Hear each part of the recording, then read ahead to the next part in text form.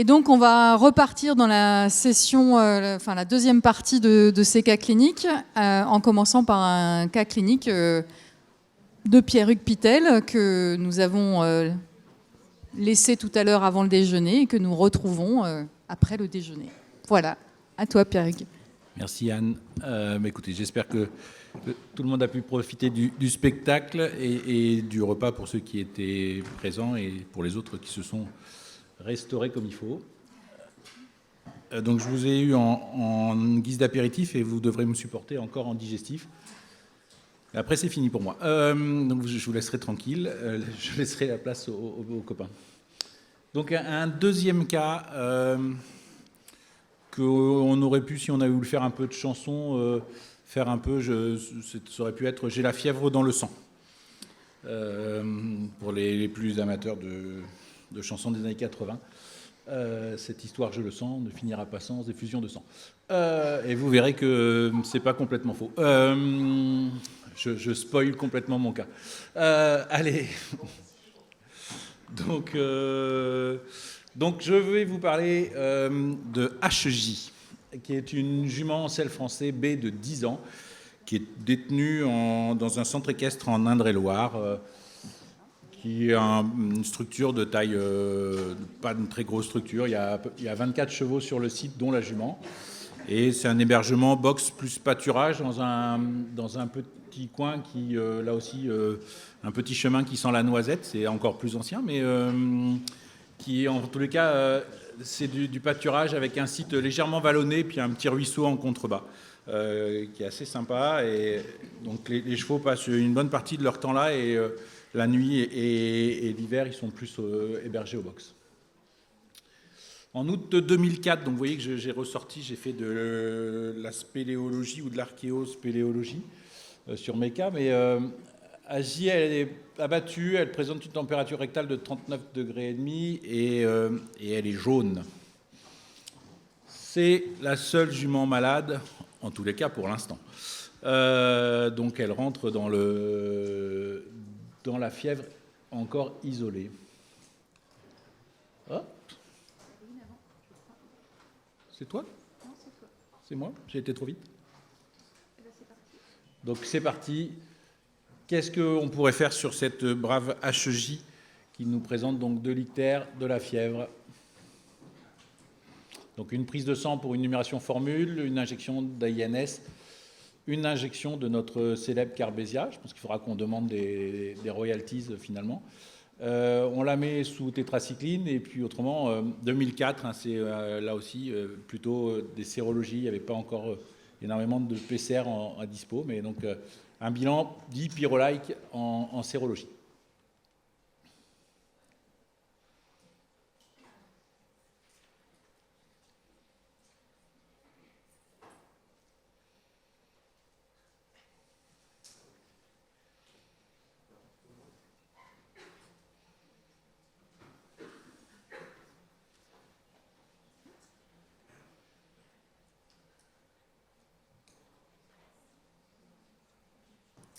Allez.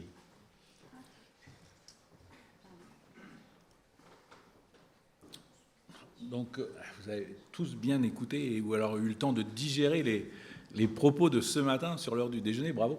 Donc, numération formule, biochimie en première intention pour la majorité d'entre vous. Et puis, quelques-uns qui nous proposent donc pour 4% de faire une injection de Carbésia.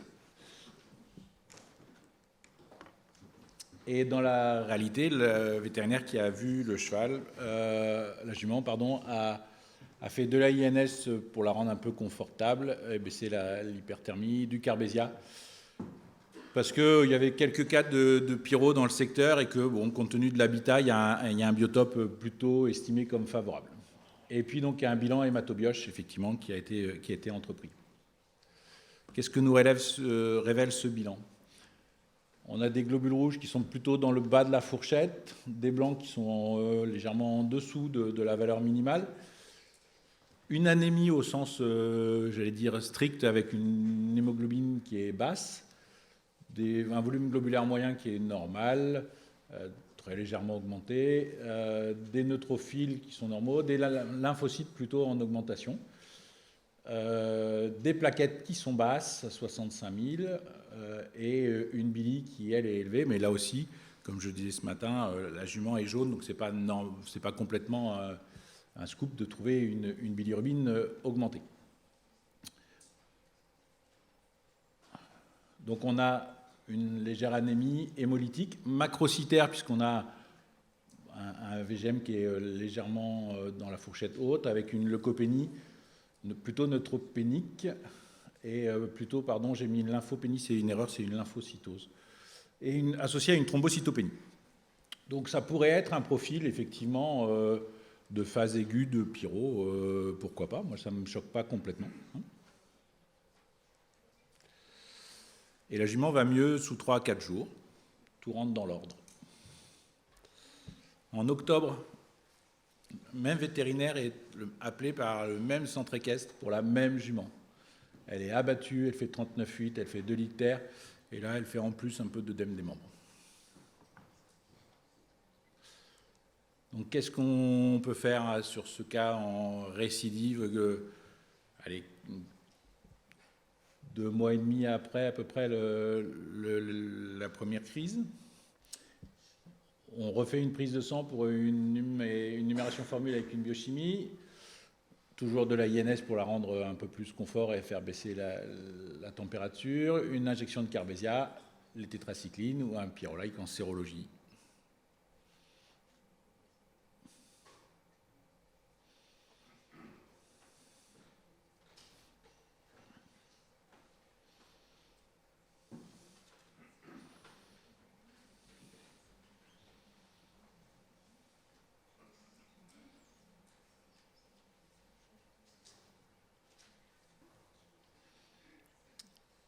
Allez.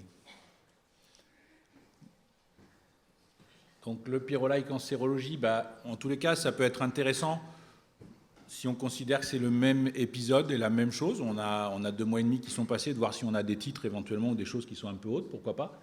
Ça ne nous dira pas forcément des infos sur ce qui se passe maintenant, à tout prendre, et ça ne faisait pas partie des choix possibles. Là aussi, j'irais plutôt sur de la biologie moléculaire avec des PCR, mais ça ne faisait pas partie des choix. Et puis revoir un peu ce que ça donne en hémato et biochimie.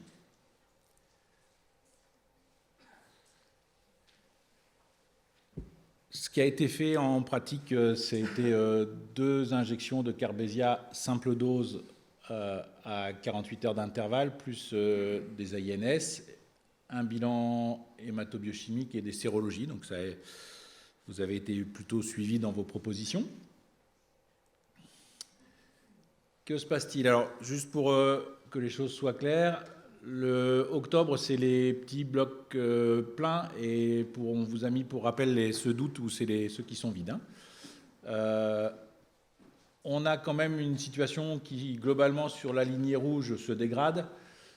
Globules rouges, hémoglobine. Les globules blancs sont aussi plutôt à la baisse. On a un VGM qui, lui, se normalise, on va dire. Des neutrophiles qui baissent aussi. Des lymphocytes qui sont revenus à la normale. Par contre, on a une augmentation des monocytes. Les plaquettes qui sont toujours très basses et la bilirubine qui est toujours haute. Donc là-dessus, si on en croit le cas de tout à l'heure, je disais, sur de la pyro, c'est pas rare d'avoir du monocyte. On est plutôt dans les trucs. Le seul petit élément qui collerait pas trop, c'est éventuellement les neutros qui sont un peu bas, mais on a vu que sur les phases aiguës, on pouvait être plutôt bas en neutrophile. Donc c'est pas forcément complètement aberrant. Et puis, on a toujours nos plaquettes là, qui sont basses, voire qui chutent. Alors, les plaquettes chez le cheval, ça bouge quand même beaucoup. Donc, faut se méfier, mais on est plutôt sur une pente qui n'est pas glorieuse. Donc, si on essaye de caractériser notre anémie, elle est hémolytique. On pourrait la caractériser de normocytaire maintenant. Les globules rouges ont une taille normale, avec une leucopénie, et qui est plutôt monocytaire, elle, et une thrombocytopénie. Donc ça peut être, encore une fois, pourquoi pas, associé à de la pyro. qu'est-ce que nous dit la sérologie? On a une immunofluorescence à Teleria equi à 1 sur 80, donc qui est juste le seuil. Donc on peut considérer quand même que si c'est la même chose qu'au mois d'août, c'est vraisemblablement pas une infection à Teleria, parce qu'on est juste au seuil. 2 mois et demi, 3 mois après l'infection du mois d'août, on devrait avoir des titres beaucoup plus élevés. Et on est sur une interprétation un peu intermédiaire en Babesia-Caballi, mais qui globalement est plutôt aussi de l'ordre d'un truc qui est pour moi un petit peu faiblard pour considérer que c'est une pyro à Babesia-Caballi qui serait revenue. On vous l'a dit tout à l'heure, autant on a du mal à se débarrasser de Teleria equi, et on peut avoir un portage asymptomatique dans la moelle osseuse et puis dans la rate notamment, mais en Babesia-Caballi en général, une fois l'infection aiguë terminée, le traitement entrepris, on arrive à peu près à blanchir les chevaux.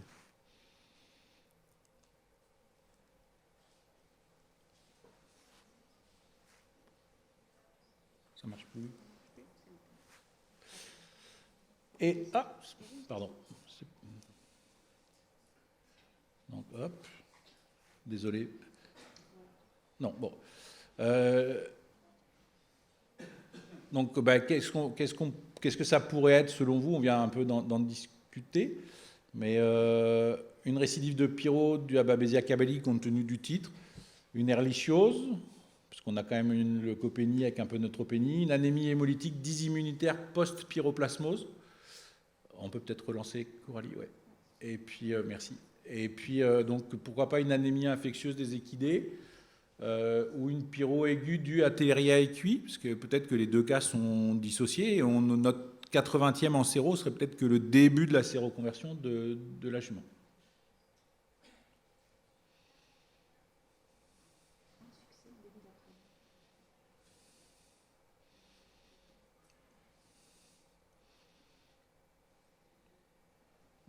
Allez.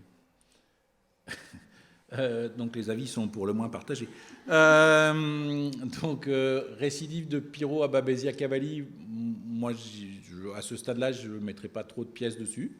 Hein, je vous l'ai dit, je trouve que le titre est un peu bas et bon, elle a beau vivre dans un biotope quand même, mais pourquoi pas. L'ehrlichiose,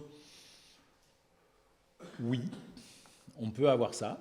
De l'anémie hémolytique dysimmunitaire post-pyro, je dirais que je trouve que le délai entre le premier cas, octobre, et là, on est quand même long. Les quelques cas qu'on a eus, la plupart du temps, ils n'étaient pas hyperthermisants. Et souvent, dans les quelques cas qu'on a pu avoir, nous, on avait plutôt des neutrophiles qui étaient augmentés. L'anémie infectieuse des équidés, oui. Je vous rappelle qu'on est en 2004, ça faisait plus de 15 ans que la France, ou ça fait plus de 15 ans en 2004 que la France n'a pas vu un cas d'anémie. Mais pourquoi pas? En tous les cas, ça peut coller en termes de symptômes et d'hémato. Et une pyro due à Teleria equi, oui, ça veut dire qu'on n'est pas sur la même chose qu'en octobre, mais je vous ai fait la preuve tout à l'heure que les cas pouvaient être vicieux, donc pourquoi pas.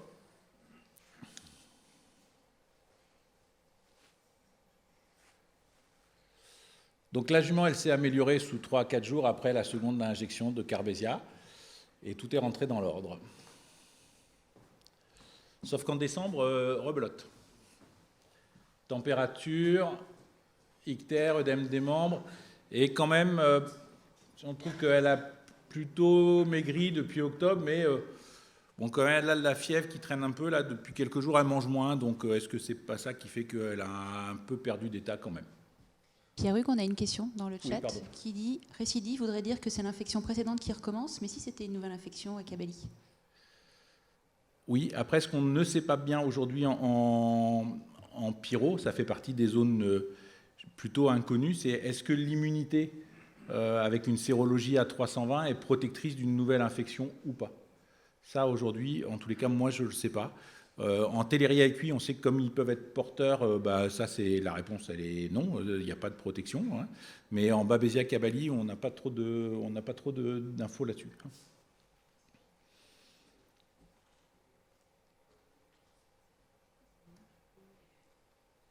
Ouais.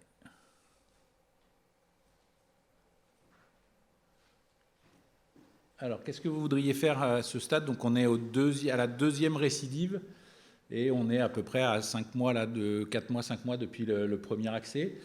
On continue avec nos prises de sang, numération formule, une injection de Carbésia, des tétracyclines toujours, une sérologie pyrolike ou un pyrolike en PCR, ou alors un test de Coggins pour essayer de satisfaire ceux qui ont émis l'hypothèse tout à l'heure.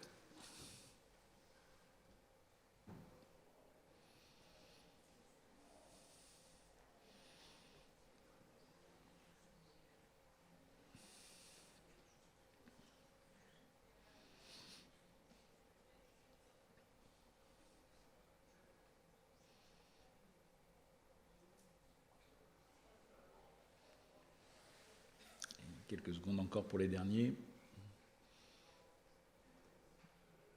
Ouais, ça ne bouge plus. Donc une prise de sang, on peut continuer effectivement, voir comment les paramètres évoluent. Ça ne mange pas de pain et c'est quand même intéressant.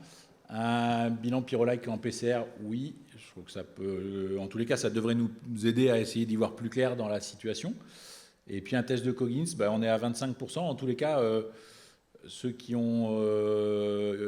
on était, je crois, aux alentours de 18-20% tout à l'heure. Donc je ne sais pas si ce sont les mêmes qui ont voté pour le test de Coggins, je l'espère. Et puis peut-être que certains se sont convertis compte tenu du début d'amaigrissement de la jument, je ne sais pas. Ce qui a été mis en œuvre par le vétérinaire traitant, c'est 2 injections de Carbésia, simple dose à 48 heures d'intervalle, plus une semaine de tétracycline. Et resérologie pyroplasmose, plus anaplasmose, et pas de NF, parce que le centre équestre commençait à trouver que l'histoire était sympa, mais que ça commençait à faire des frais. Donc, on est parti là-dessus. Donc, Télérien et Cuit, je vous rappelle tout à l'heure, on était à 1 sur 80, on est à 1 160, il y a une dilution d'écart. Sur ce genre de méthode, on considère qu'une séroconversion, c'est au moins 2 dilutions d'écart. Donc, 80, 160, on peut considérer que c'est stable. Et elle n'a pas bougé en Babesia-Caballi et elle est positive en anaplasmose, on est en sérologie. Donc, compliqué de conclure. Je pense que c'est entre autres la sérologie anaplasma qui a fait ajouter les tétracyclines, en plus de la neutropénie. Isabelle en a parlé ce matin, les cas d'anaplasmose à anaplasma phagocytophyllum, ou à Ehrlichia equi, c'est la même petite bête. Normalement, c'est des maladies autolimitantes en 14 jours à peu près. Ça va quand même mieux quand on les traite, mais elles n'ont pas la réputation d'être comme ça récidivantes. Je réponds d'emblée à la question qui n'est pas encore posée. Je ne sais pas si une sérologie positive est encore protectrice d'une nouvelle infection à anaplasma phagocytophyllum. Avril 2005. La pauvre jument est toujours avec de l'hyperthermie, l'ictère, l'œdème, l'amaigrissement se confirme depuis décembre et elle a des pétichies sur les muqueuses buccales. Donc le vétérinaire traitant avec l'accord du centre équestre décide de la référer dans une clinique de la région parisienne.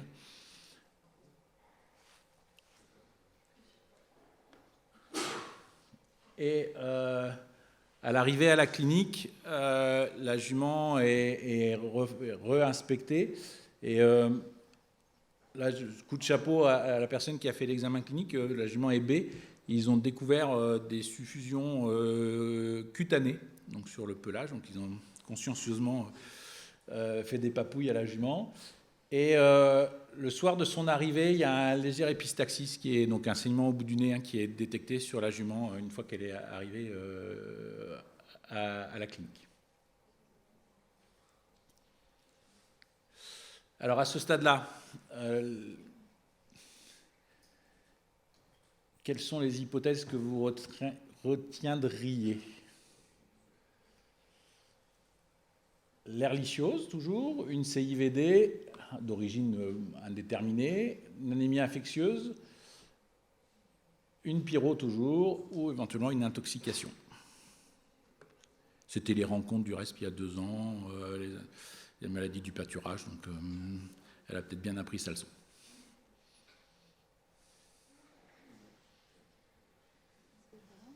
Bon, on va essayer de relancer pour voir si... Il y avait peut-être plein d'hésitations.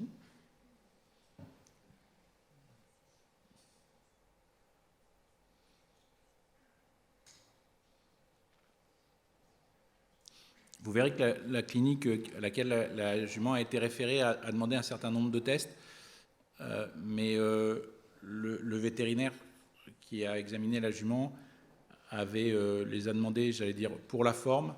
Il avait le diagnostic à l'examen clinique et à l'historique. Donc une majorité d'entre vous pense à l'anémie infectieuse, pratiquement la moitié. Une intoxication, je n'ai pas d'éléments pour l'exclure, si ce n'est que ce qui est un petit peu bizarre, c'est le phénomène un peu récurrent à des saisons différentes. Alors ça peut être sur du fourrage, hein, mais qui a été stocké. Mais là, il faudrait qu'on voit avec notre expert Gilbert pour voir ce qu'il pourrait faire comme intox avec des phénomènes hémorragiques. Des CIVD, pourquoi pas, mais j'allais dire c'est presque plus la conséquence que l'étiologie. Hein. Et puis l'ehrlichiose, ça colle à pas mal de choses, sauf qu'elle a quand même eu des traitements à base de tétracycline qui n'ont pas donné grand succès. Et normalement, la maladie, on le disait tout à l'heure, est autolimitante, donc a priori, il devrait guérir tout seul, hein, dans le pire des cas. Et il y a quand même encore 6% qui pensent que c'est une pyro. Elle n'a pas bougé en anticorps, elle a reçu du Carbesia en veux-tu, en voilà, mais on a des acharnés de la poire. Donc le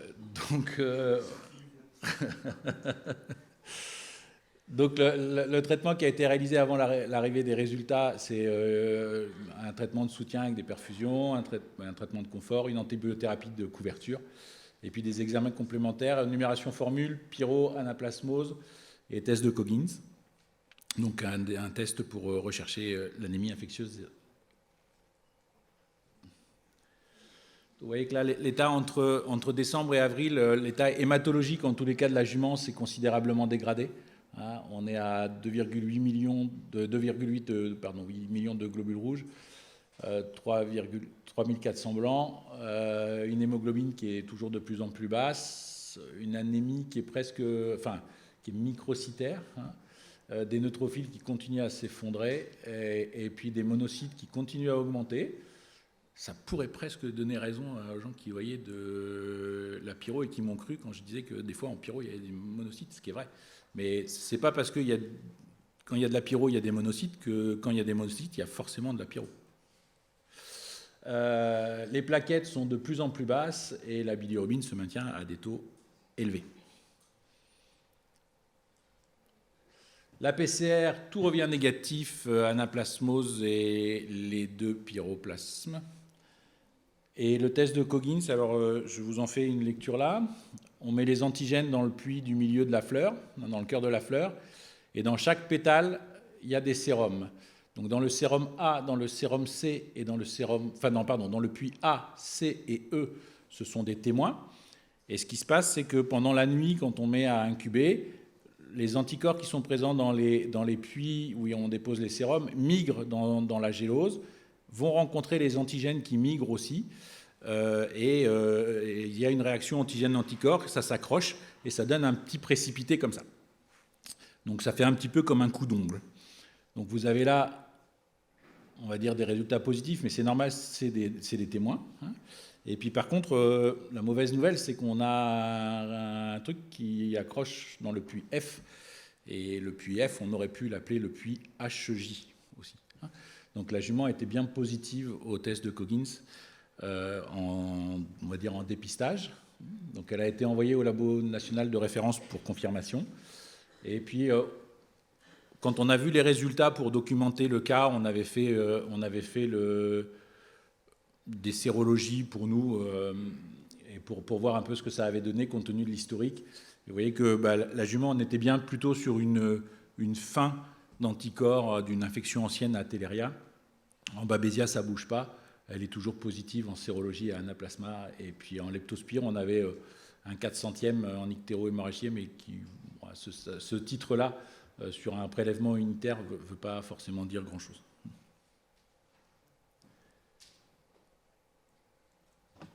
Voilà, ça ne marche plus. Et alors, à ce stade-là, quand vous avez ça sur les bras, qu'est-ce que vous voulez faire? Donc, je pars vite et loin en vacances, et je refile le cas à mon associé. J'attends la mise en route des arrêtés préfectoraux de mise sous surveillance et déclaration d'infection par la DDPP. Je fais la liste des chevaux contacts et des déplacements de HJ. J'organise une réunion d'information dans le club où j'envoie mes chevaux au vert dans un autre département.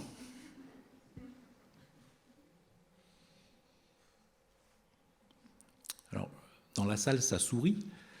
Je l'ai mise parce que ça s'est vu.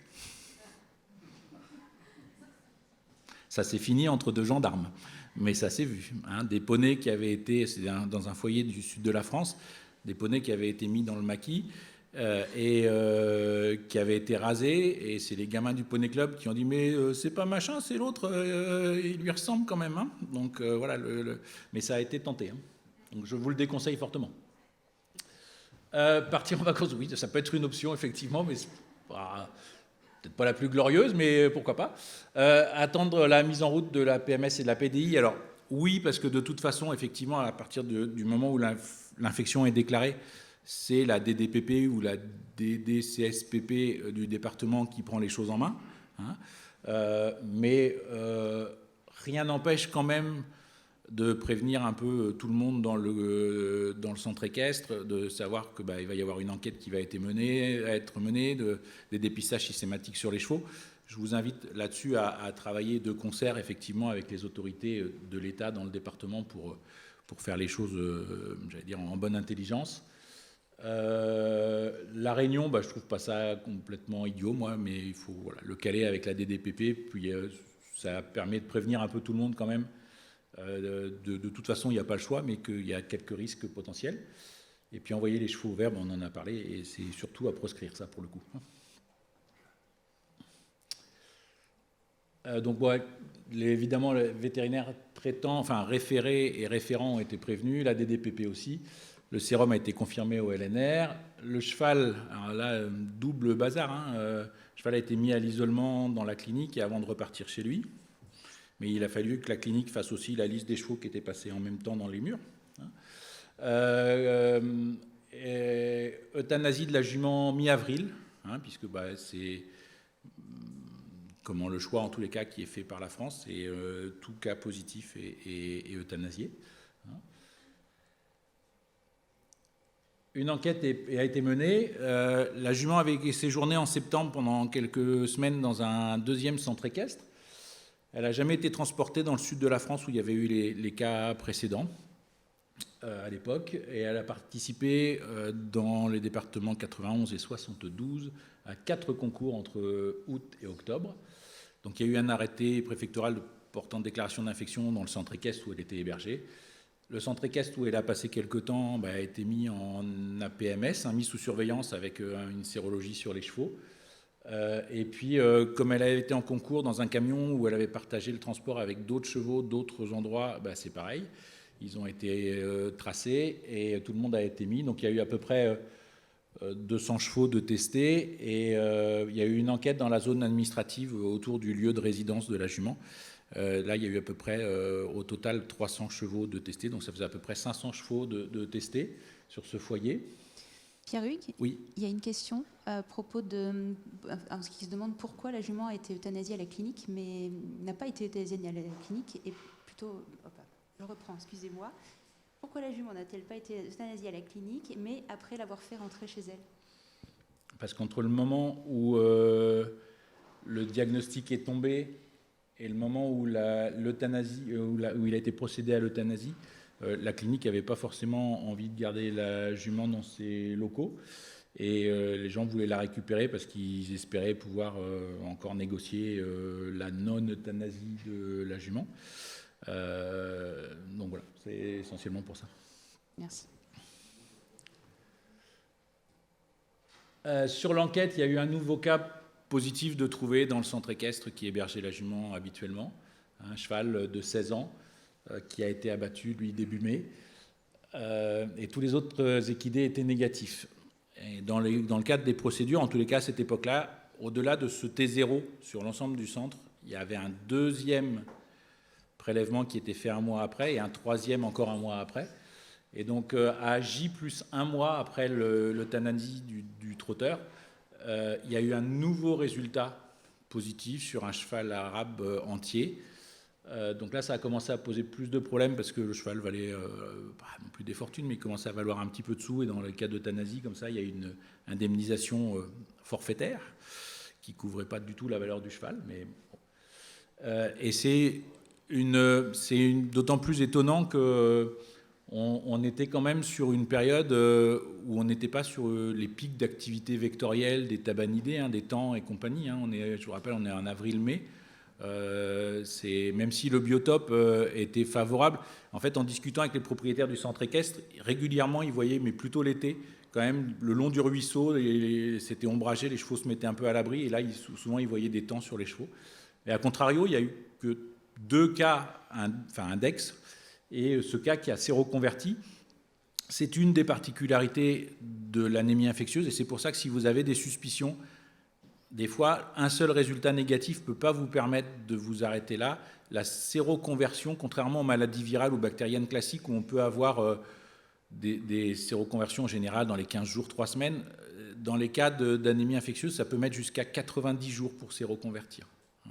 Donc méfiance si vous avez une vraie suspicion clinique ou avec un tableau comme celui qu'on a vu d'anémie infectieuse, si ça revient négatif une première fois, malheureusement, il ne faut pas hésiter à renouveler le test. Alors c'est des fois compliqué de persuader les propriétaires qui veulent s'accrocher à ce test négatif, et je peux les comprendre. Mais là-dessus, il y a une notion de mandat sanitaire que vous avez qui est important à garder en tête. Voilà, c'est juste en petit message à ramener à la maison. Pensez à l'anémie infectieuse. Ce cas-là, il était ancien. Donc, il est ancien et c'était après une longue période d'absence de cas. Mais sur certains profils hémato, ça pouvait ressembler à de la pyro initialement. Les séroconversions qui peuvent être longues. Et moi, je vous invite juste, alors je sors un peu, mais compte tenu de l'impact de cette maladie, aujourd'hui, je vous invite quand vous procédez à des prises de sang lors d'une vente, vous pensez souvent aux corticos, aux INS, vous faites 25 000 radios, faites une prise de sang pour le test de Coggins. Alors c'est fait en systématique pour les ventes publiques, mais quand vous faites des ventes de gré à gré, ça améliorera vraiment la situation de dépistage de cette maladie qui est probablement sous-diagnostiquée aujourd'hui en France. Donc voilà, ça, moi si je peux vous inviter à faire ça, ça coûte une vingtaine d'euros, compte sur l'achat d'un cheval, je pense que c'est peanuts, et ça peut aider à gérer et à éradiquer de façon plus définitive cette maladie. Voilà, j'en ai terminé pour ce cas. Merci de votre écoute.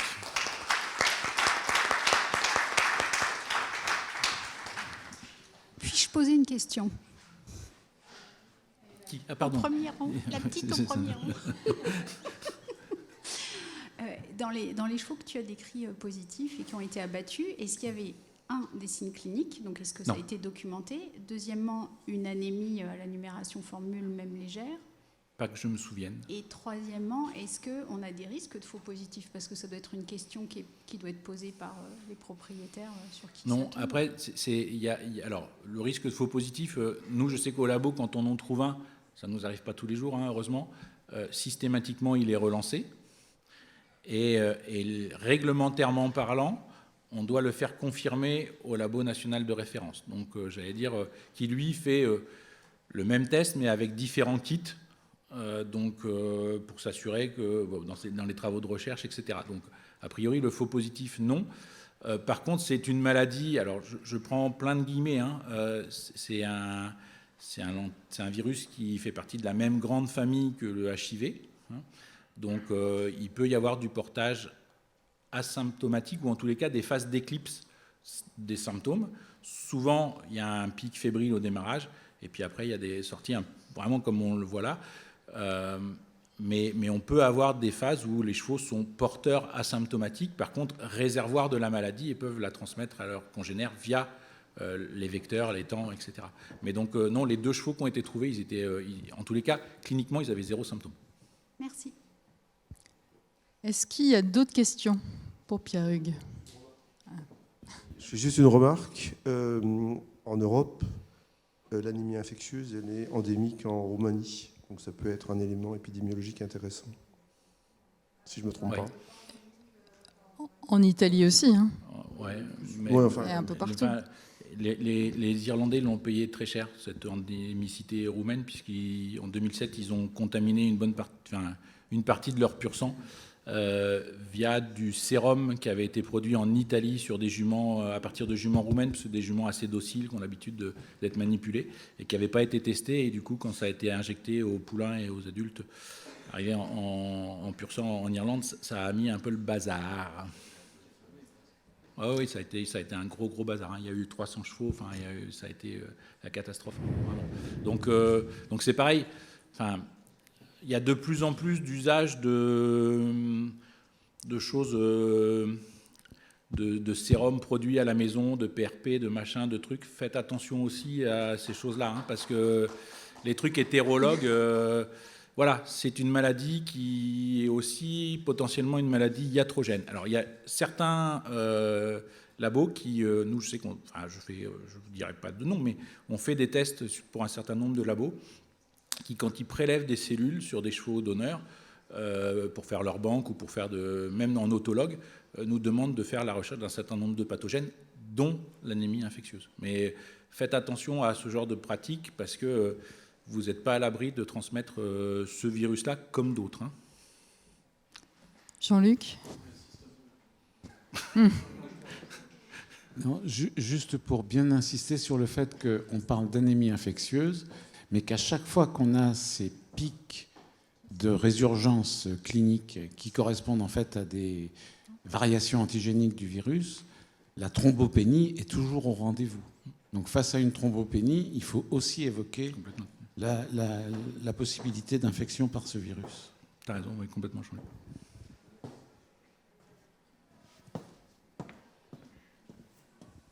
Je vais te réveiller, excuse-moi.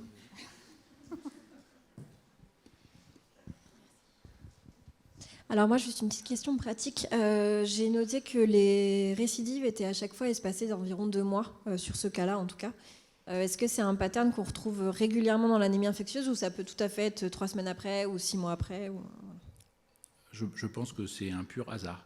Je fais appel à mon ami Jean-Luc. Mais je pense que c'est un pur hasard. Non, c'est un pur hasard. Il n'y a pas de rythme. Après, ça dépend beaucoup. Ça dépend de la... Oui, ça dépend... à ma connaissance, il n'y a pas de description de rythmicité fixe. Voilà. Sauf peut-être dans les reproductions expérimentales que Montellaro avait faites aux États-Unis, où chez des poneys, il y avait une rythmicité, je crois, tous les 3 à 6 mois ou quelque chose comme ça, mais pas en termes pas concernant l'infection spontanée. Je pense qu'il y a même eu des cas, sur des cas plus récents, où il y a eu aussi, comme signe d'appel, des troubles hémorragiques. Sur le cas index, c'est des chevaux qui avaient, en tous les cas, pas été vus par un vétérinaire et a priori déclarés comme leurs détenteurs et utilisateurs, c'est des chevaux de spectacle, comme totalement sains depuis des mois et des mois. C'est bon, il n'y a plus de questions. Merci Pierre-Hugues, merci beaucoup.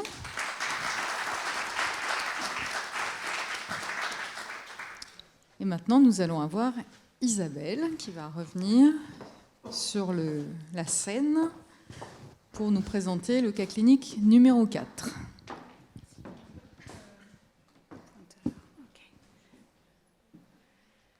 Alors, on va découvrir ensemble le cas d'une jument ONC de 9 ans, activité de loisir. Moi, je suis plus petite, hein, je vais adapter un peu les choses. Hop. Non, je ne vais pas y arriver. Qui vit au pré vit au box avec des sorties au pré, avec d'autres chevaux qui sont en bonne santé. Elle est née chez le propriétaire actuel et elle n'a pas d'antécédents médicaux. Néanmoins, donc on vous appelle pour, depuis 48 heures, une hyperthermie à 39,6, accompagnée d'abattements, de perte d'appétit. Et dans un premier temps, le réflexe est de donner une injection de calmagine pour essayer de faire diminuer cette température et améliorer l'habitus de la jument. On a un petit bouton paresseux là. On va finir avec une tendinite du pouce. Alors, première série de questions. À ce stade, donc c'est une hyperthermie depuis 48 heures, on a donné une injection de dipyrone et ça a permis de faire baisser la température. Qu'est-ce que vous aimeriez faire ? Attendre 2 jours de plus, changer d'antipyrétique, car finalement la calmagine, ce n'est pas un antipyrétique très fort, entre guillemets, doucher la jument ou appeler le vétérinaire.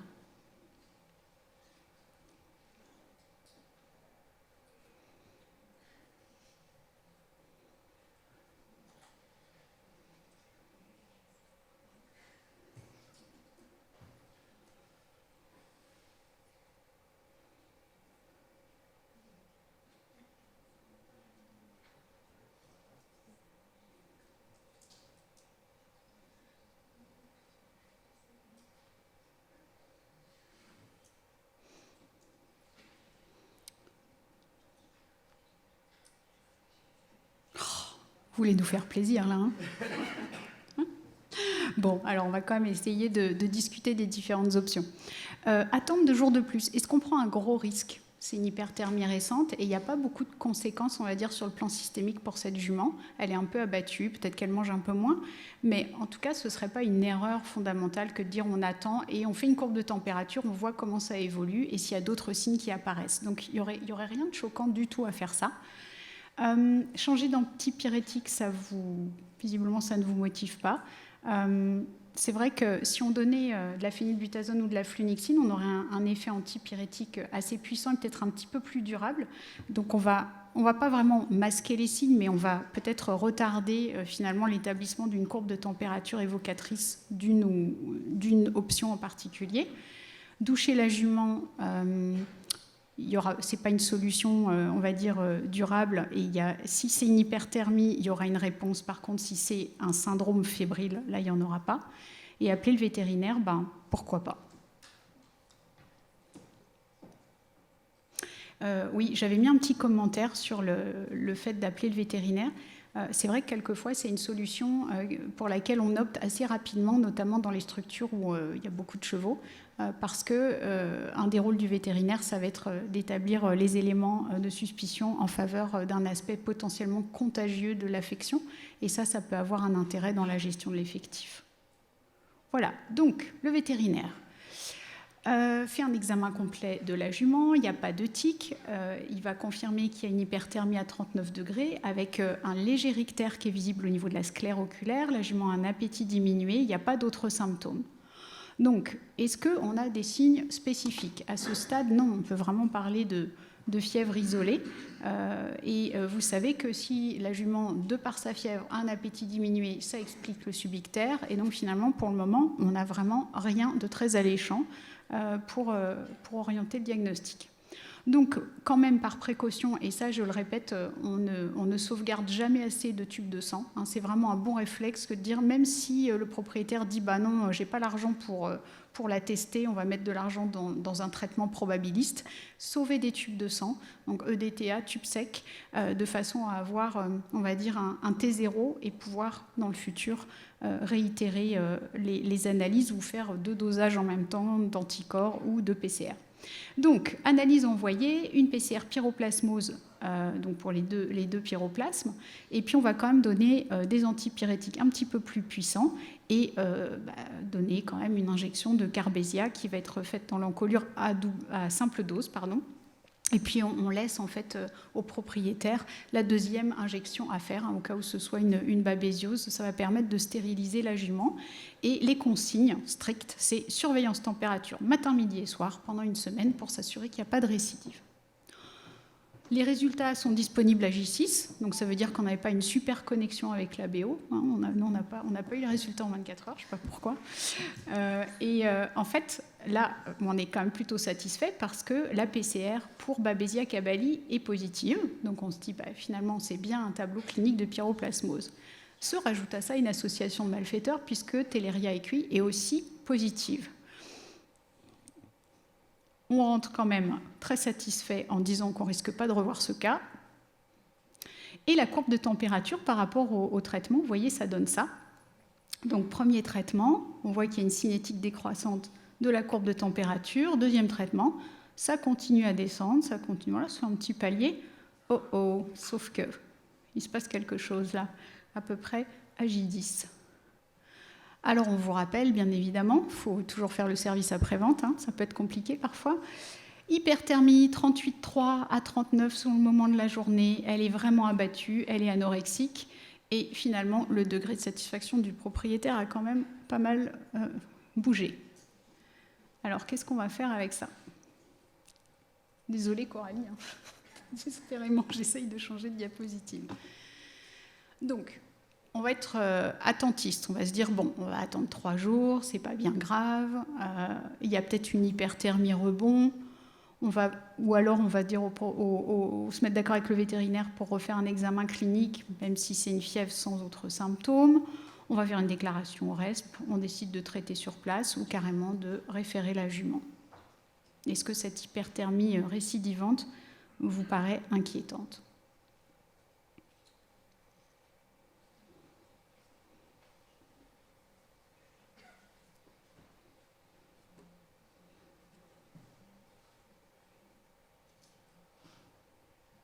Je ne sais pas si on avait mis plusieurs options possibles ou une seule. Une seule. Donc c'est la moins pire ou la meilleure, comme vous voulez.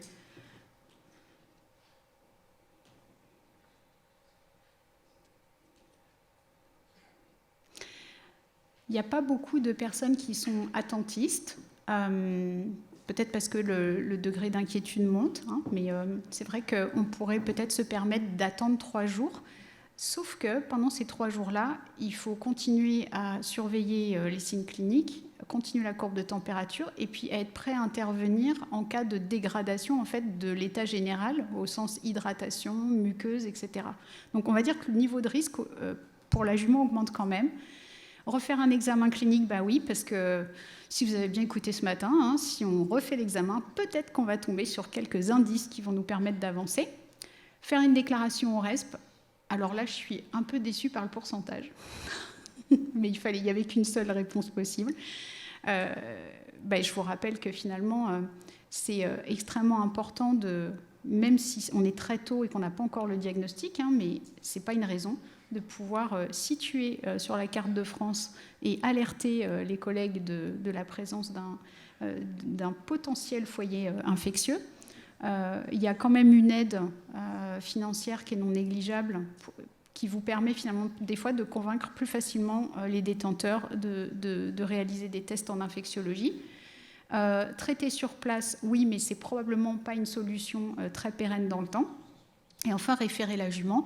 On peut se dire qu'on a atteint notre limite et qu'on préférerait avoir une batterie d'examens peut-être pas plus adaptée, mais on va dire un plus large éventail de possibilités pour trouver le diagnostic, comme je pense que ce cas pourrait être tout à fait géré encore à l'écurie.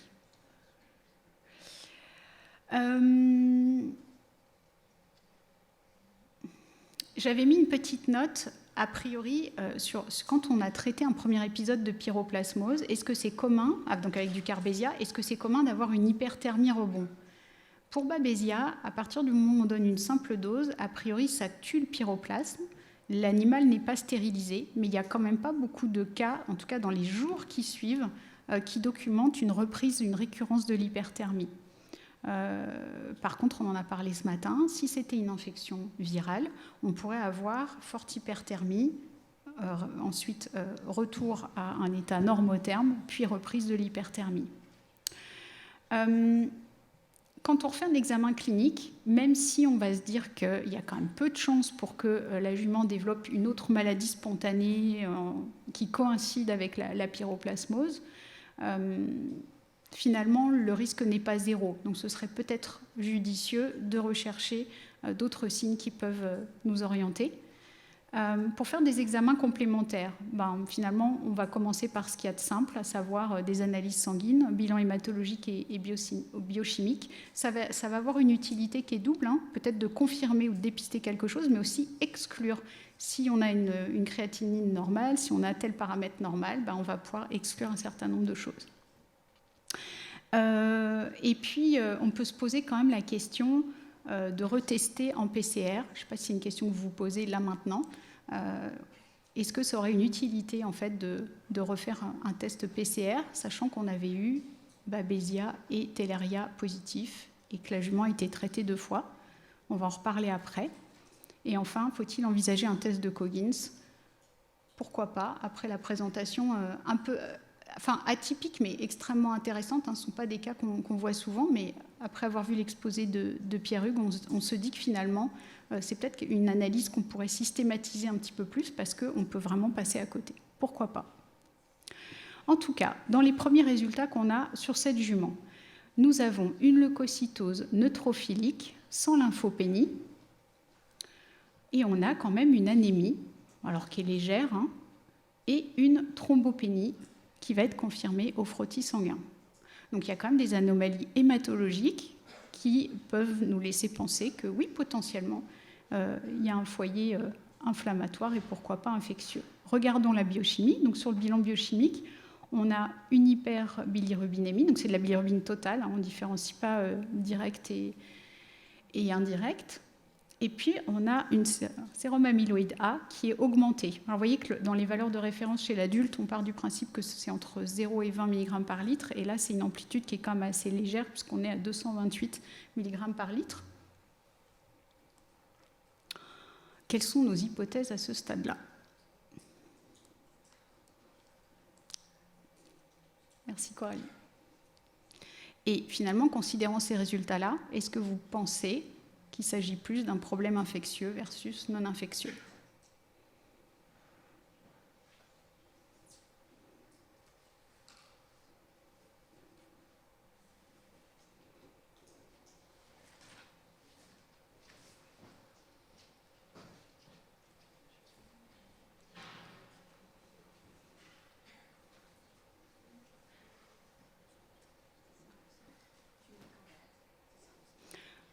Le pourcentage de votants diminue, mais on digère. Donc, je ne sais pas, je suis tolérante.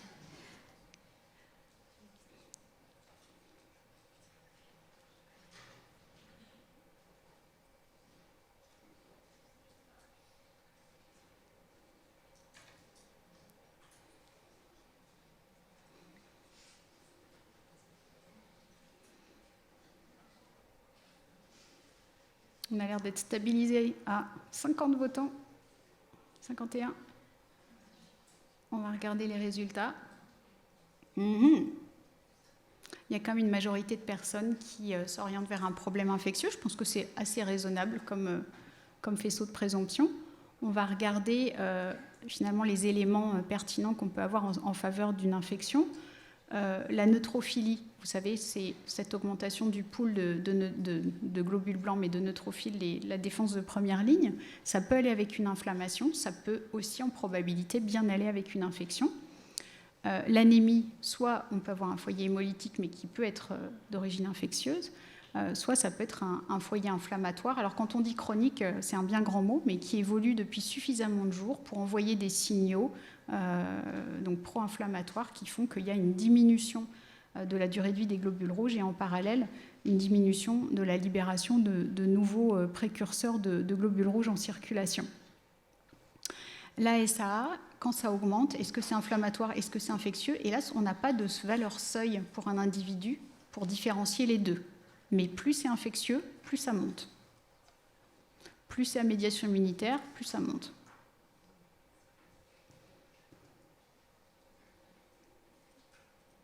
Merci. Alors, si on regarde le tableau de cette jument, on a plusieurs hypothèses. Est-ce que finalement on pourrait quand même considérer que, comme elle était positive en PCR à Theileria equi, on ait juste traité ou stérilisé le pyroplasme Babesia, mais il nous reste le Theileria qui est actif? Est-ce qu'on pourrait avoir une réaction d'intoxination parce qu'il y a eu un vermifuge qui a été donné dans l'écurie? Est-ce qu'on pourrait avoir un passage viral dans l'effectif avec un premier cas qui se déclare sur 10 jours et les autres à venir? Est-ce que ça peut être quand même de l'anaplasmose, sachant que c'est vraiment une fièvre isolée avec un foyer inflammatoire? Est-ce que ça peut être une maladie de Lyme, une leptospirose ou autre? Ne sait pas, s'abstient.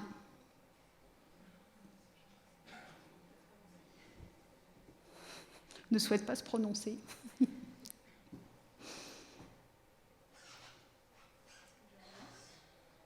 Oh, je pense que, ouais, je sais pas. Il y a peut-être beaucoup qui ne veulent pas voter ou qui n'ont pas eu le temps. Encore une fois, là, c'est une histoire de probabilité. Hein. Personne ne peut avoir la bonne réponse. On discute juste au chevet de l'animal, vers quoi on s'oriente le plus.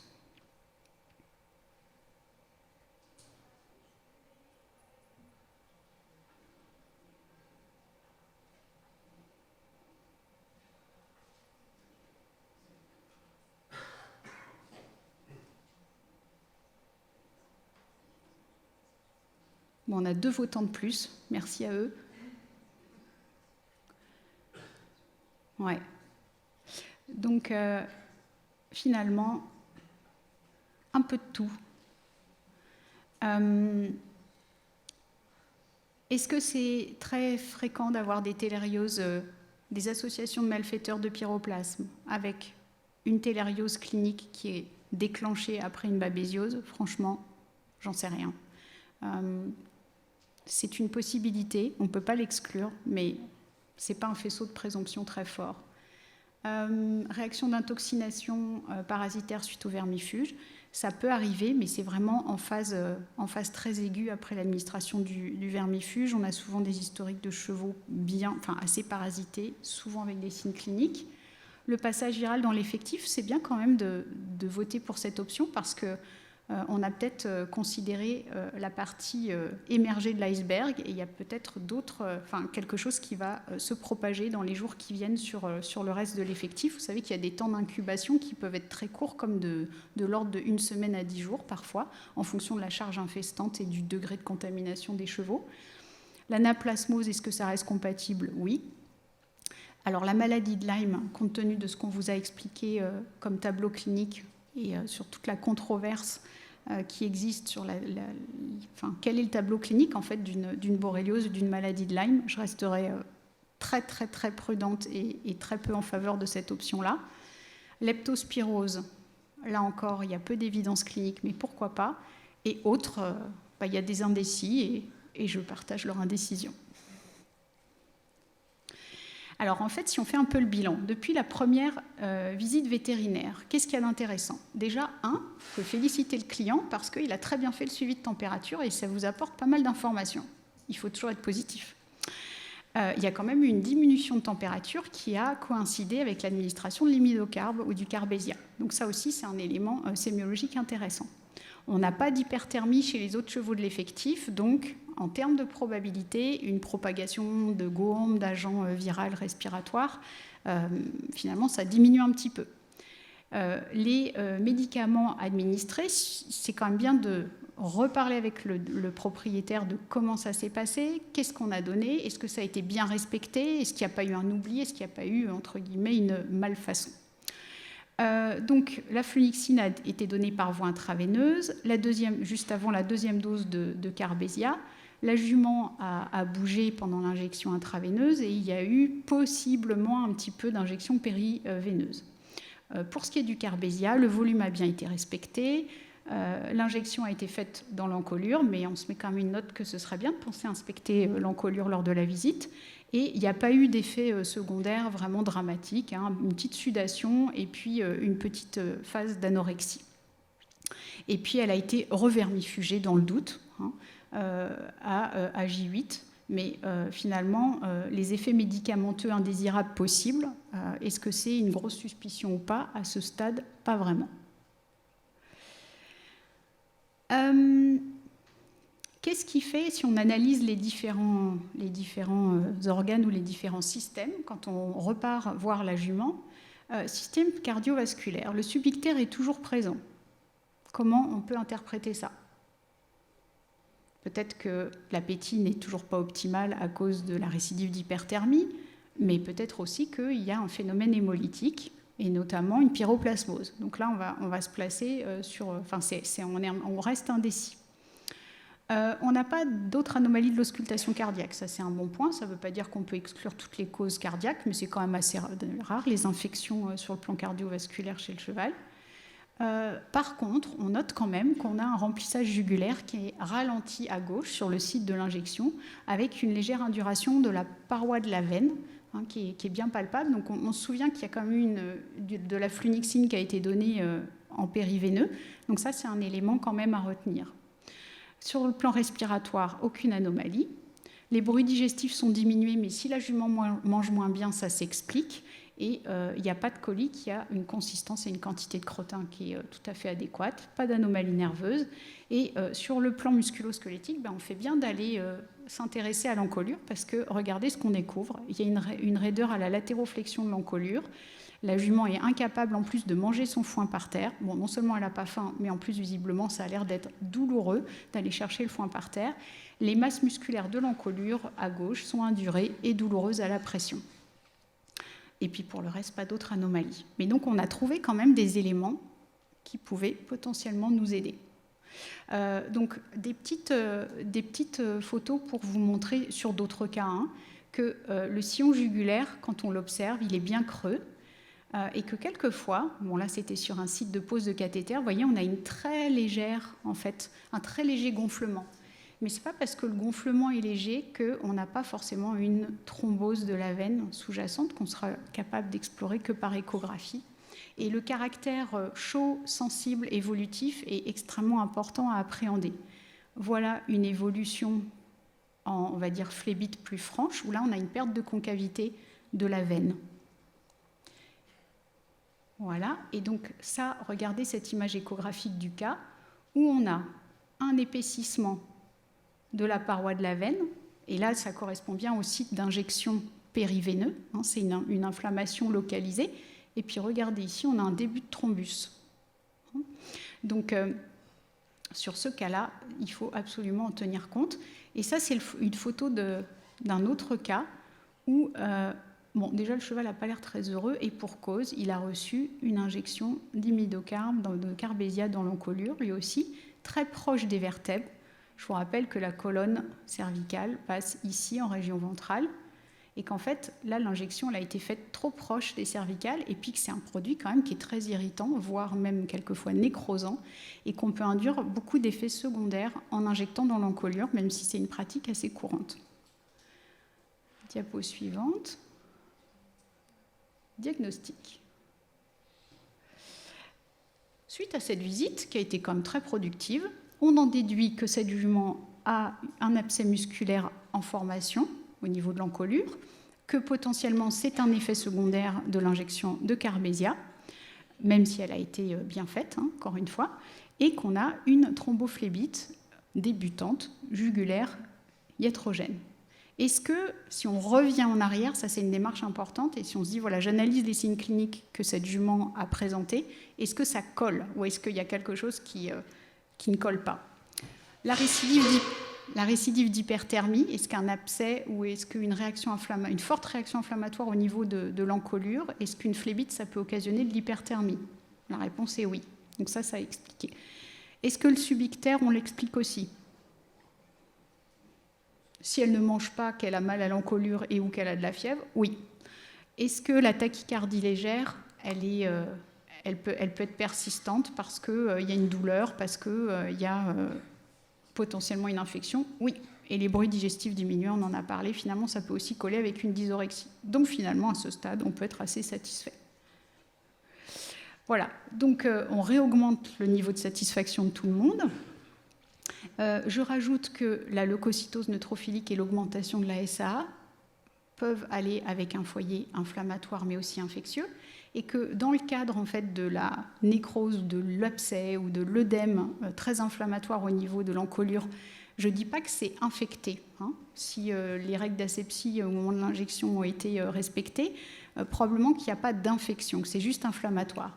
Par contre, vous savez qu'au niveau de la veine, même si on part du principe que c'est une injection périveineuse et qu'on a fait proprement l'injection intraveineuse, il y a quand même la très grande majorité des cas de phlébite et de thrombophlébite qui finalement sont infectés a posteriori, où on a une colonisation bactérienne. Donc ça, c'est important de le garder en tête pour le traitement. Et moi, j'avais quand même une question. Finalement, est-ce que Teleria equi a un rôle à jouer là-dedans ? Que penser de ça? Est-ce que dans notre tableau clinique, puisque là on a 2 éléments pour expliquer la récidive d'hyperthermie, mais est-ce que finalement on ne pourrait pas avoir une télériose qui va s'exprimer? Je pense qu'à ce stade-là, on ne peut pas exclure complètement que ce soit une possibilité. Même s'il y a énormément de chevaux sur le sol français, et ça dépend des régions, hein, qui sont asymptomatiques, avec des PCR Teleria equi positives, eh bien, à la faveur d'un stress, alors par stress, qu'est-ce qu'on entend? Ça peut être un transport, ça peut être une hospitalisation, ça peut être une autre maladie, ça peut être une douleur intense. On a l'impression clinique qu'on peut avoir une espèce de résurgence. Je ne sais pas si le terme est correct. Jean-Luc, tu me corriges si ce n'est pas adéquat. Mais en tout cas, est-ce que ce pyroplasme ne pourrait pas profiter d'une baisse de vigilance du système immunitaire à cause du stress pour peut-être proliférer davantage ou engendrer un effet plus pathogène? Ça, c'est une des possibilités. Et c'est quand même, je ne sais pas si les vétérinaires qui hospitalisent des chevaux ont cette impression, mais en tout cas, c'est une chose à laquelle il faut penser. Donc, ce n'est pas complètement exclu. Et qu'est-ce qu'on fait des résultats sérologiques positifs en leptospirose et borréliose, s'il y en a? Non, tout le monde fait ça. Bon, bah alors ça va. C'est que pour le moment, finalement, face à des évidences assez criantes, quand on a expliqué la situation avec des choses qui concordent parfaitement, je pense que ces résultats positifs, je ne dis pas qu'il faut les mépriser, il faut peut-être les garder dans un coin de notre tête, mais en tout cas, on ne va pas se mettre à dire on va donner des tétracyclines, parce que alors là, pour le coup, on va traiter la phlébite, on va traiter la lepto et on va traiter la borréliose. D'accord ? Donc là, ça n'aurait pas de sens, en fait, d'aller dans un traitement en fait, antibiotique qui permettrait, entre guillemets, de tout couvrir. Ce ne serait pas une bonne option. Je rappelle que la séroprévalence en termes de Lyme, alors c'est plutôt sur des papiers étrangers que ces chiffres reposent, mais on a jusqu'à 80% de chevaux séropositifs à Borrelia, maladie de Lyme. Donc effectivement, ça prouve bien un contact, mais ça ne prouve en aucun cas une maladie. Suite à données pronostiques. Donc, finalement, on a opté pour un traitement local avec des compresses d'eau chaude hypertonique avec de l'eau salée sur l'encolure pour soulager un peu la jument et drainer l'œdème, entre guillemets. Le foin a été accroché en hauteur pour qu'elle puisse manger. On a donné des anti-inflammatoires non stéroïdiens, cette fois par la bouche, pour être moins joueur, et puis en fait pour permettre quand même de limiter la douleur, limiter l'inflammation, autant au niveau de la veine que de l'encolure. On a donné des antibiotiques pour le début de thrombophlébite. Alors, on n'a pas été faire un prélèvement pour prouver qu'il y avait une surinfection bactérienne, mais néanmoins, on va dire que l'analyse de risque était suffisante pour justifier une antibiothérapie pour les germes Gram+ et Gram-. On peut donner aussi de l'aspirine. Alors, vous savez que ce n'est pas vraiment antithrombotique. Ça va inhiber de façon irréversible l'agrégation des plaquettes, mais en tout cas, ça ne va pas liser le thrombus. Éventuellement, ça pourrait limiter son extension. Et puis, on a surtout demandé aux propriétaires de ne plus réaliser d'injection et s'il y avait vraiment un problème autre qui nécessitait une injection, à ce moment-là, de faire appel au vétérinaire. Isabelle ? Oui. On a une question. Oui. Qui est quelqu'un qui demande quel est l'intérêt des cinétiques en sérologie lorsque le premier résultat est positif. Tu peux répéter ? Quel est l'intérêt des cinétiques, de réaliser une cinétique en sérologie quand le premier résultat est positif ?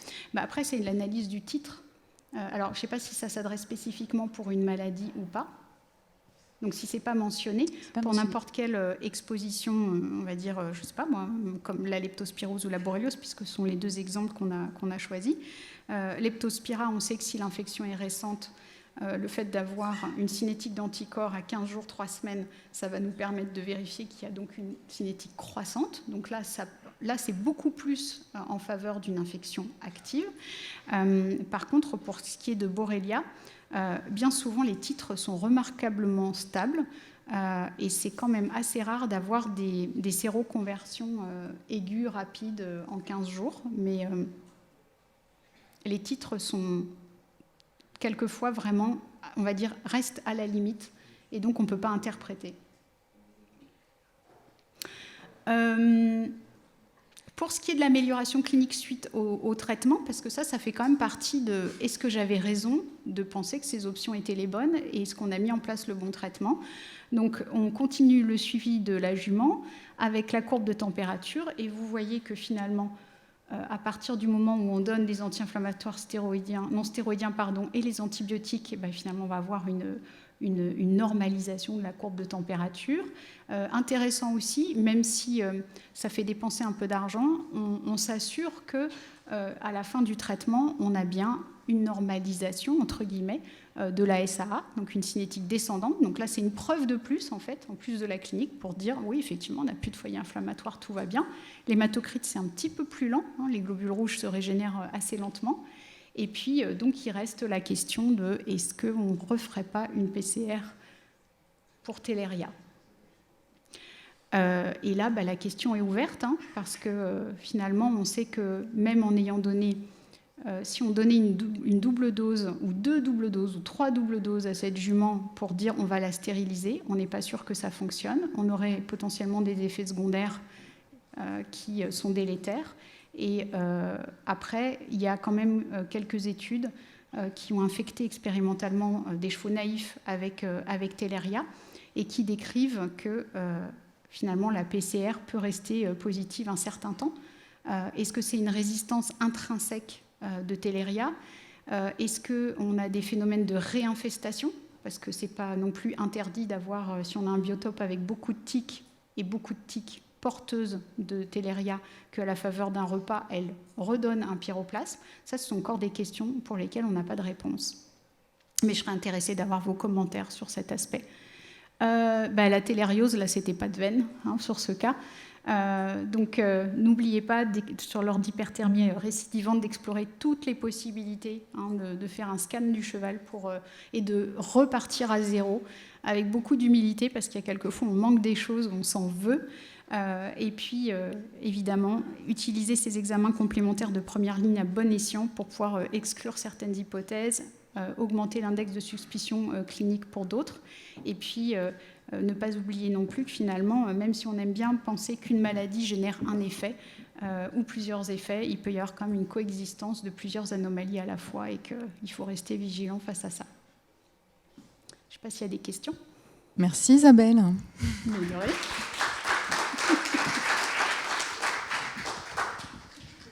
Est-ce que vous avez des questions sur ce cas ? Il y a une question dans le chat qui demande est-ce que pour le traitement de la télériose clinique aujourd'hui, est-ce qu'il ne faut plus faire de double dose ? Voilà, je pense que c'est une question que tout le monde peut argumenter et commenter. Il y a sûrement des avis différents. Hein. Quand on fait la biblio, en fait, c'est toujours les doubles doses qui sont valables pour Téléria. Après, je pense qu'il y a peut-être autant de façons de faire que de vétérinaires dans la salle. Peut-être pas, mais... Est-ce qu'on peut faire un vote à main levée ? Qui est-ce qui fait des doubles doses sur les chevaux quand ils ont affaire à Téléria ? Systématiquement. Oui. Oui. Attends. 2 secondes. J'arrive.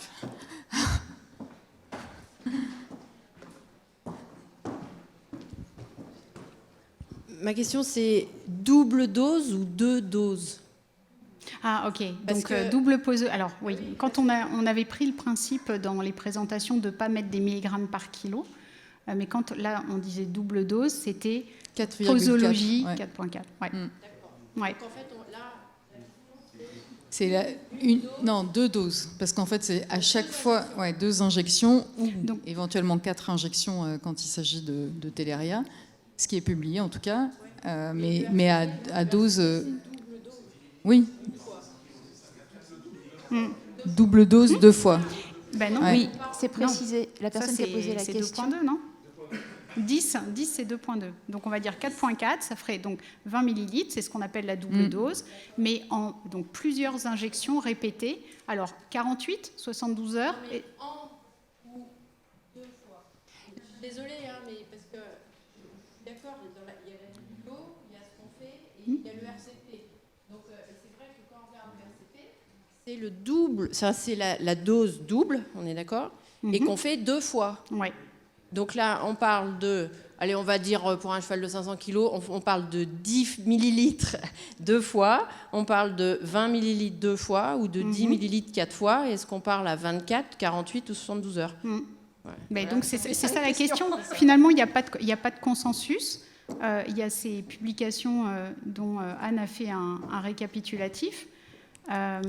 Et après, il y a des habitudes, il y a des croyances. C'est quand même assez délicat de trancher. Je pense qu'on ne peut pas à l'heure actuelle.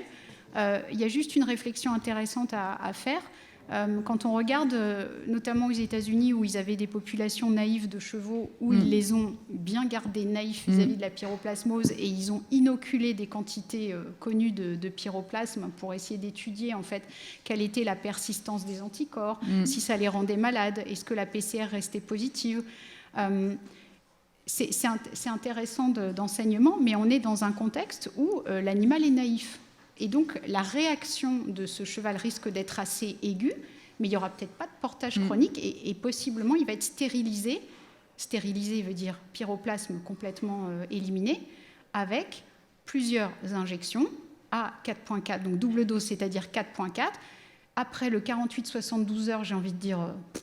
aucun élément pour dire que c'est mieux de faire l'un ou l'autre. Peut-être si la tolérance à l'injection du cheval, s'il a été particulièrement dans les publications, brassé. en tout cas, puisque j'ai fait la biblio, c'est 72 heures d'intervalle quand c'est double dose, enfin 4,4 mg par kilo, et c'est 48 heures quand c'est 2,2 mg par kilo. C'est ce qui est publié. Après, effectivement, on voit arriver des chevaux avec... une simple dose à 24 heures d'intervalle, 48 heures d'intervalle, 72 heures d'intervalle, ou des doubles doses à 48 heures d'intervalle ou 24 heures. On voit voilà. tout. Et donc c'est vrai, il y a plusieurs questions. En fait, on pourrait faire le listing et poser les questions. Je ne pense pas qu'il y ait une bonne façon de faire. Et l'autre chose aussi, c'est que du coup, en région vraiment endémique, où on a des chevaux qui sont parasités toute l'année et on va dire subcliniques asymptomatiques, avec de temps en temps un qui va vraiment déclarer une maladie, avec des symptômes dont l'hyperthermie, là, il semblerait quand même qu'on ait beaucoup plus de mal à stériliser les chevaux. Donc ça, c'est la première constatation qu'en région, on va dire, naïve, sans grosse pression pyroplasmosique. La deuxième chose, c'est que est-ce qu'il y a des résistances à l'imidocarbe parmi les Theileria? Vous avez peut-être des idées, des suggestions des papiers, mais visiblement, il y a un papier récent qui identifie une autre forme de Theileria, Agnieri, si je le prononce bien. Et quand il y a une co-infection avec du Theileria equi, visiblement, on n'arrive plus à stériliser les chevaux. Donc ça, moi, je pense que ça pose quand même question en se disant le surusage d'imidocarbe.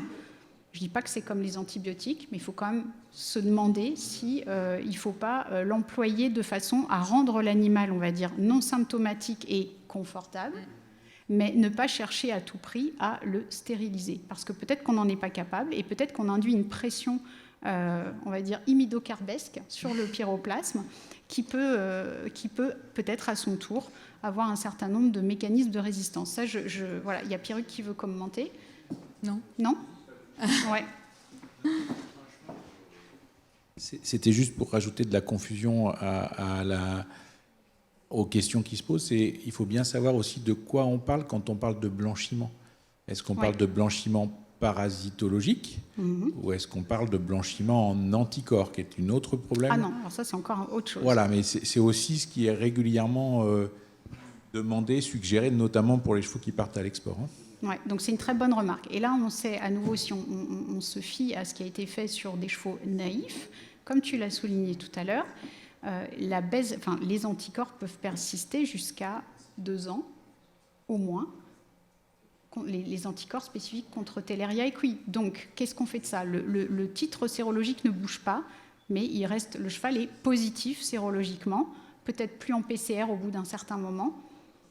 Voilà, donc il y a quand même sujet à débat et à interprétation, et quand même le fait de dire qu'est-ce qu'il y a de plus important, arrêter les symptômes et rendre le cheval confortable, c'est peut-être notre priorité, sans abus. Alors, il y a une autre question là-haut.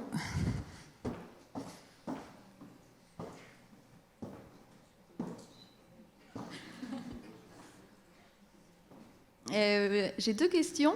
Ce matin, on parlait de transmission transplacentaire de pyroplasmose. Et la deuxième, c'est quid de l'héparine et du Lovenox sur la thrombophlébite? Est-ce que ça a un intérêt par rapport à l'aspirine? Pas du tout. Je sais pas. Ok. Question Donc, comme ça.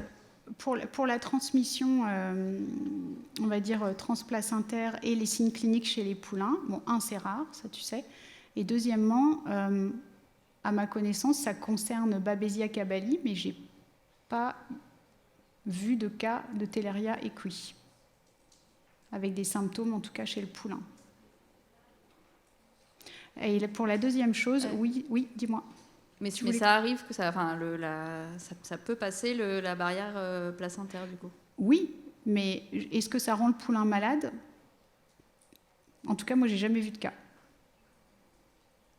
Ok, merci. Et donc, pour l'héparine, oui, bien sûr, ça a un intérêt. Je dis aspirine parce que c'est pas cher, ça se donne péros, et tous les 2 jours. Ça cumule quand même pas mal d'avantages. L'héparine, c'est un des traitements qui est préconisé quand on a une phlébite, pas juste une phlébite. Est-ce que c'est vraiment efficace? Je pense qu'il n'y a jamais eu d'études standardisées pour induire des thrombophllébites parfaites et pouvoir comparer en cas témoin ce qui se passe vraiment. C'est un peu empirique. Donc, ne rien faire, c'est peut-être pas une bonne solution, mais se dire qu'on n'est pas parfaitement efficace avec l'héparine, c'est possible. Le désavantage de l'héparine, c'est qu'en fait, ça va renforcer le phénomène d'agglutination des globules rouges. Et donc, il y a une anémie, en fait, une fausse anémie qui se crée pendant le traitement et qui, des fois, inquiète un peu le propriétaire ou fausse la donne quand on est en parallèle en train de regarder les cinétiques d'évolution des indices érythrocytaires.